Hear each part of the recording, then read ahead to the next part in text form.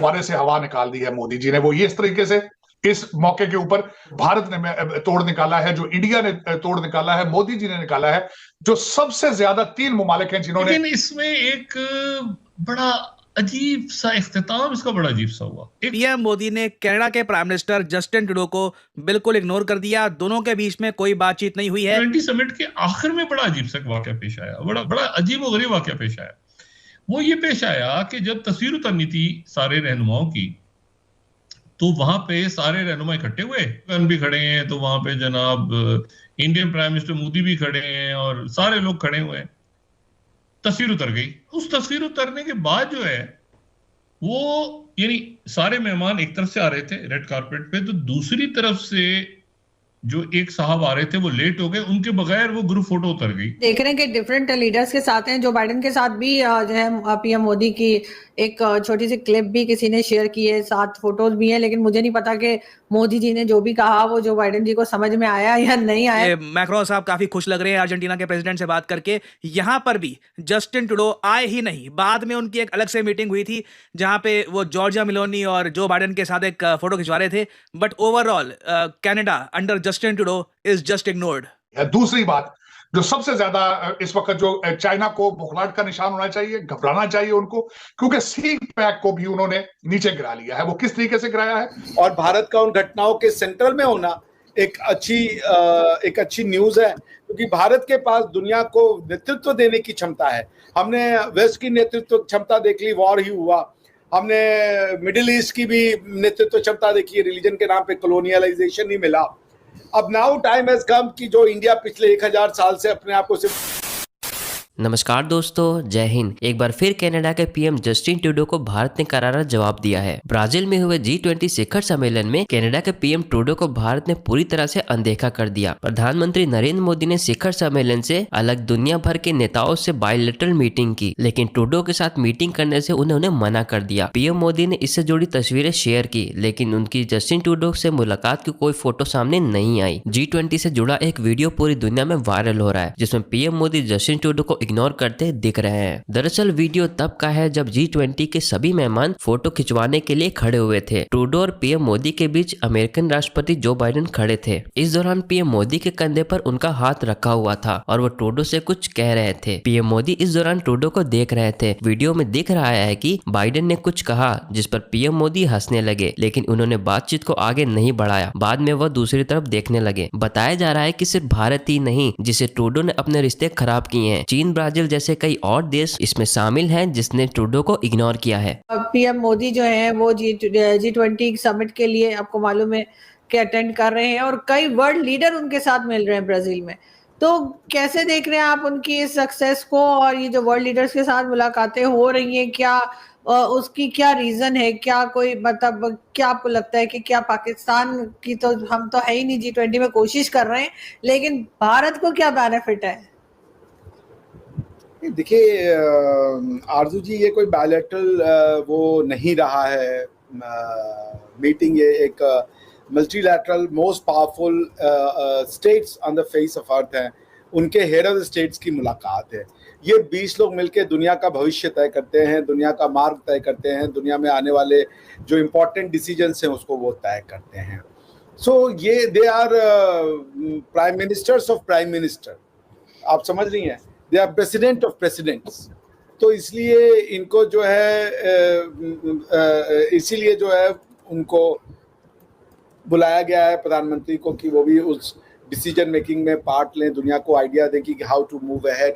बहुत चेंजेस आ रहे हैं दुनिया में बहुत रैपिडली, और जो सबसे इम्पोर्टेंट चेंजेस अभी आपको देखने को मिलेंगे वो चेंजेस या जिन पे दुनिया कंसर्न है, यूक्रेन रशिया कॉन्फ्लिक्ट हो गया, इजराइल हमास कॉन्फ्लिक्ट हो गया, ईरान का न्यूक्लियर वेपन का जो वो है। आज ही पुतिन साहब ने एक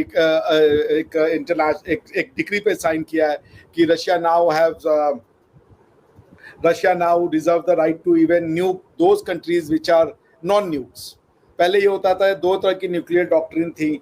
एक न्यूक्लियर डॉक्ट्रिन ये कहती थी कि जो न्यूक्लियर एनेबल्ड स्टेट हैं वो कभी भी पहला वॉर नहीं करेंगे, पहला न्यूक्लियर वेपन का यूज वो पहले कभी नहीं करेंगे। जब उनके ऊपर न्यूक्लियर वेपन का अटैक होगा then only they will no first use doctrine कहते थे इसको। दूसरा ये था कि सारे न्यूक्लियर जो इनेबल्ड कंट्री थे वो कहते थे कि हम कभी भी नॉन न्यूक्लियर स्टेट्स के ऊपर जो है वो न्यूक्लियर वेपन का अटैक नहीं करेंगे। Now Russian president has changed it.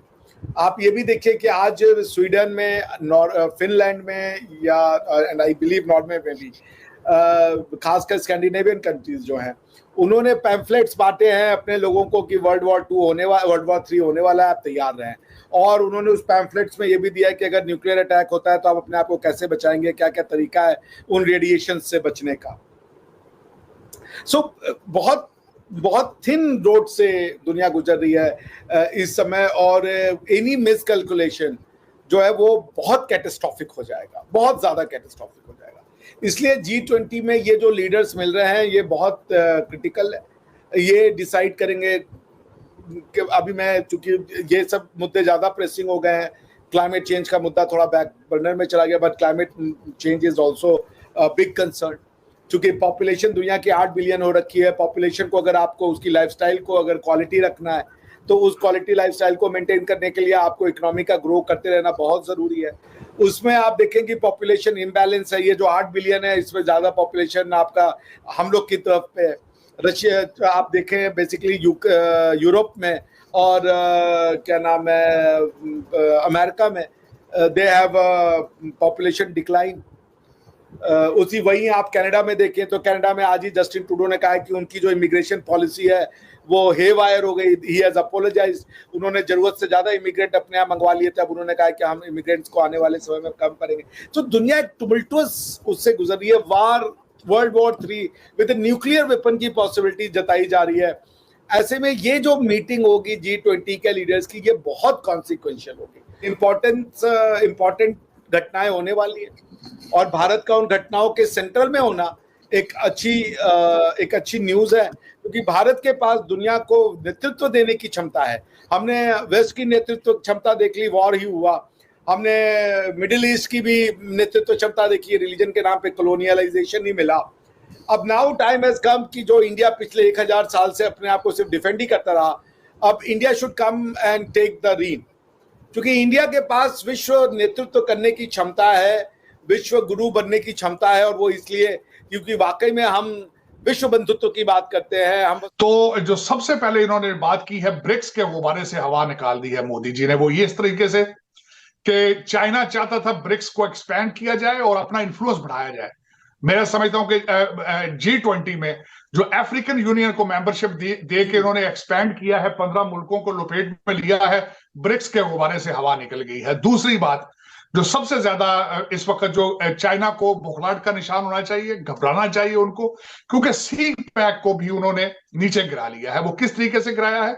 Shipping और ट्रेन का जो इन्होंने प्रोजेक्ट दिया है कि यहां से दुबई तक, यहां तक मिडिल ईस्ट तक चीजें शिप की जाएंगी और उसके बाद ट्रेन में ना सिर्फ अफ्रीका बल्कि यूरोप में जाएंगी। ये जो सी पैक या BRI belt and road initiative था, उससे एक बहुत बड़ा प्रोजेक्ट है।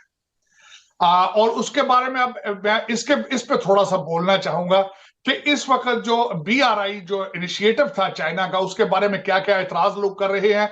लोग ये कहते हैं कि ये एक डेट ट्रैप था स्मॉल कंट्रीज को उसमें फंसाने के लिए, और चाइनीज वाकई ही जब किसी को सूट देते हैं तो एक लंबा चौड़ा उसके रिटर्न में मांगते हैं। इंटरेस्ट रेट बहुत ज्यादा होता है। कि आपके BRI की जो बेल्ट रोड इनिशिएटिव था, लोग उससे पहले ही जो है वो बेजार हो चुके हैं। उसकी एक सबसे बड़ी मिसाल है कि इटली ने ऐलान कर दिया है कि हम बेल्ट एंड रोड इनिशिएटिव से निकलना चाहते हैं। इस मौके के ऊपर जिन मुल्कों ने उसका तोड़ निकाला है, जो भारत ने तोड़ निकाला है, जो इंडिया ने तोड़ निकाला है, मोदी जी ने निकाला है, जो सबसे ज्यादा 3 मुमालिक हैं जिन्होंने शिपिंग और ट्रेन के जो प्रोजेक्ट है उसको जो सपोर्ट करने वाले हैं, एक सऊदी अरेबिया है, दूसरा UAE है और तीसरा इजराइल है।